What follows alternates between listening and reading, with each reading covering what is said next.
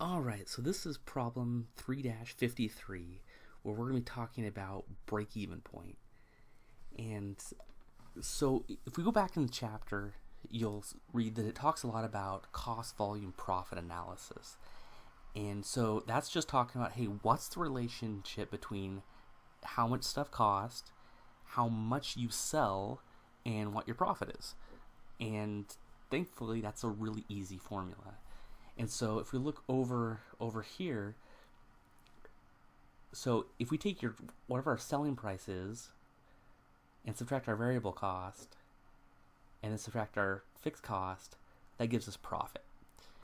And with that simple formula, we can manipulate that and rearrange it to give us a lot of useful information.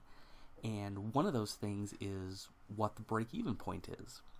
And so we can find out, hey, what's our break-even point in dollars? So that's saying how many dollars do we have to sell to where we don't lose money but we don't make any money? Or how many units do we have to sell? And so, I mean, as a business, that's a really important number that you need to understand.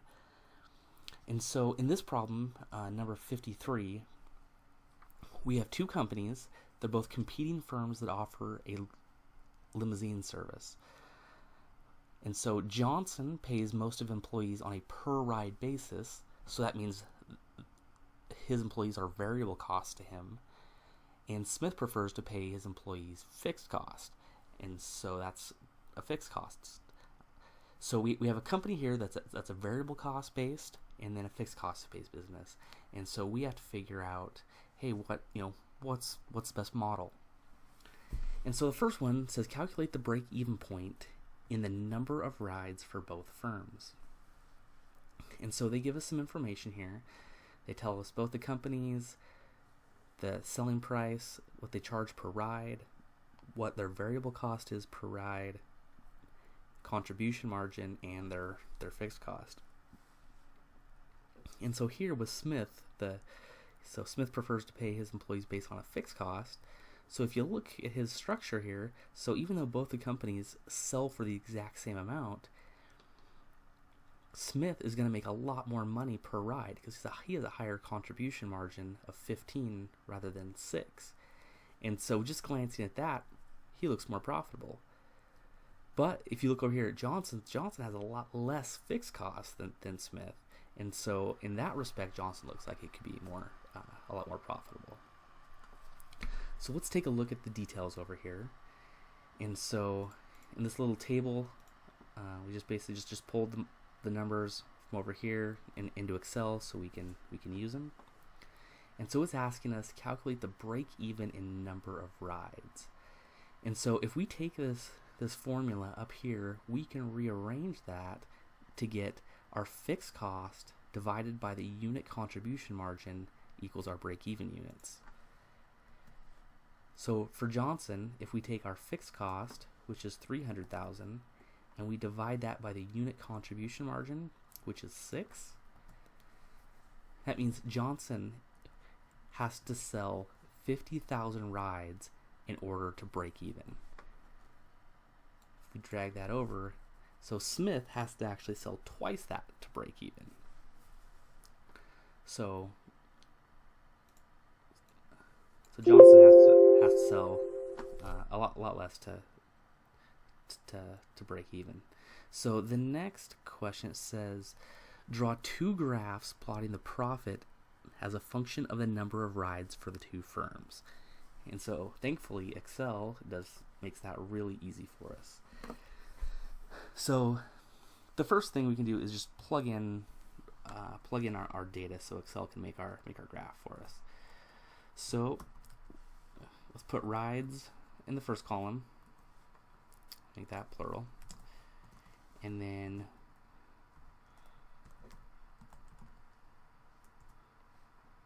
we want to look at the profit for Johnson and the profit for Smith.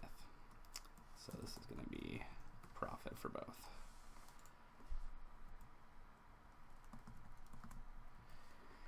And so let's just plug in some information. So let's start with 10,000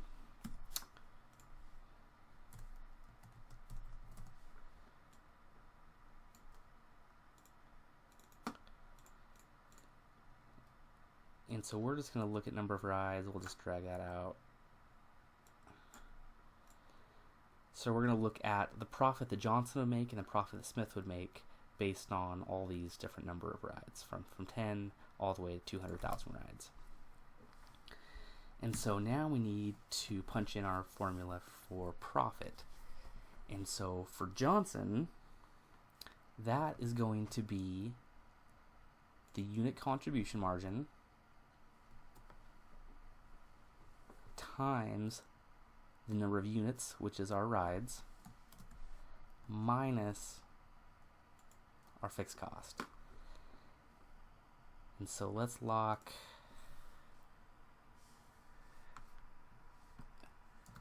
our cell references down over here.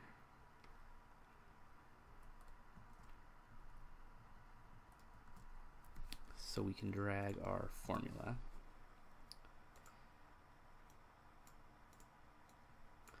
So starting off, what this is saying is that for both of these, for both of these companies, if they sell 10,000 rides, Johnson is going to lose $240,000 and Smith is going to lose $1.35 million. So let's just drag that down so we get all our information. And so if we look at this information, we can find where our zeros are. And so Johnson makes $0 at 50,000 units, which is exactly what we calculated over here. Then if we look at Smith, he makes $0 at 100,000 units. So we calculated break even in two different ways. So let's take this information right here and make a graph out of it. So if we just highlight the area, if we go to insert, let's see, let's just use a simple line chart and say okay.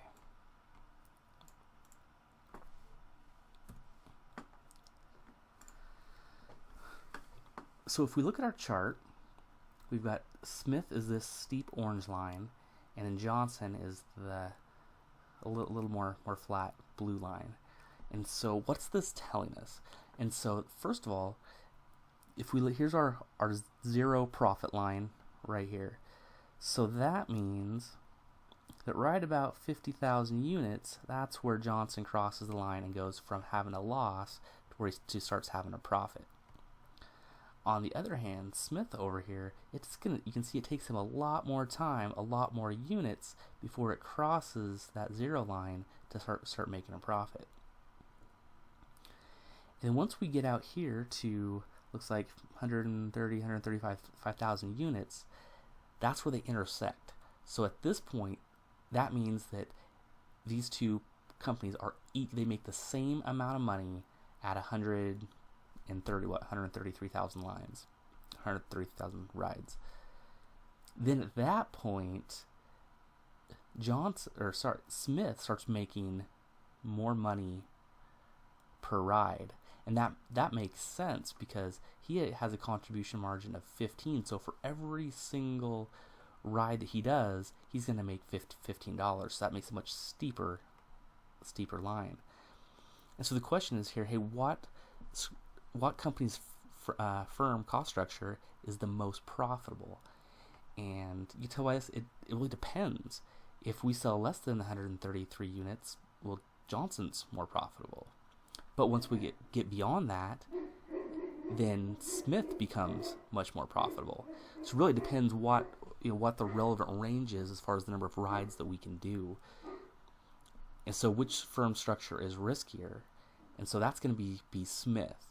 And so because it takes all the way out here, he has to sell much more units in order to actually make a profit, which happens out here. So Smith is more riskier, but because of that risk, he has a much greater chance of making more money. So more risk equals the possibility of more profit.